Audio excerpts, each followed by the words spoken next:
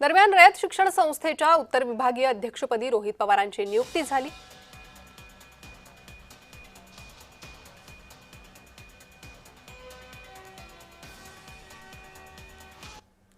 तर रोहित पवारांना पदाधिकारी नेमल्यानं वाद सुरू झालाय। रयत शिक्षण संस्थेवर पवारांचा कब्जा वेदनादायी असल्याचं भाजपकडून म्हणण्यात येतंय। कर्मवीर भाऊराव पाटलांच्या संस्थेला पवारांनी बळकावलं।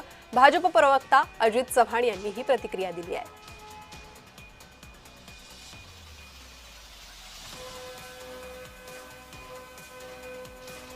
तर या निवडीवरून राजकीय वाद सुरू झालेला आहे। भाजपकडून या निवडीवर टीका करण्यात आलेली आहे।